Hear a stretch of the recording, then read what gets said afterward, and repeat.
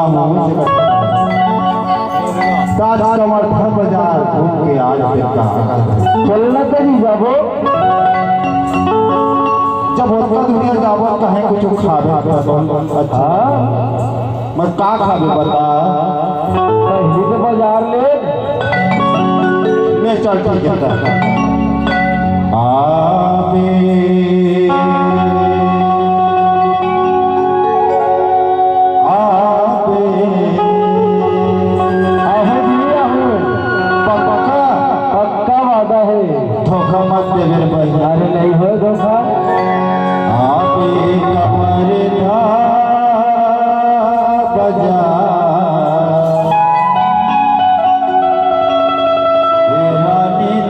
ठीक है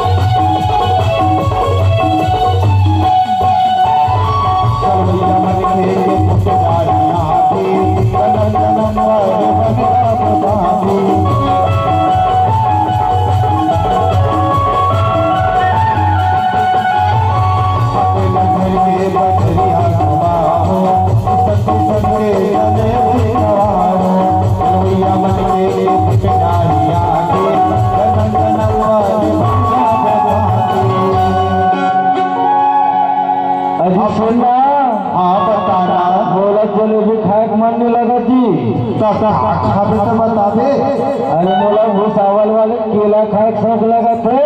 अरे सर्दी खाते थे वो इसला काला खाते मैं कहाँ था मुझे केला खाए का मन है। मैं कहाँ खाऊँ कहाँ खाऊँ फरमान पीता तेरे पर भी बताऊँगा बताना था। और रसगुल्ला खवा हो मजेदार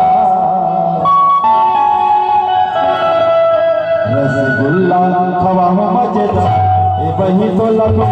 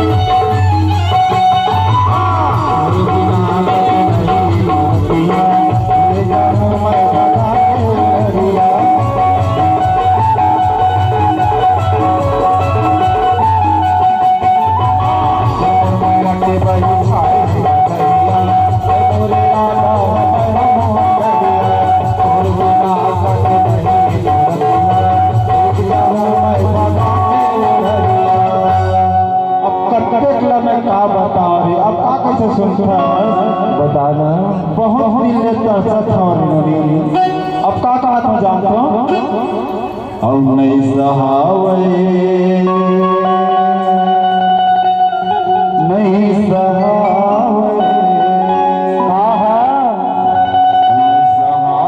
जवानी के छा रानी तो लगा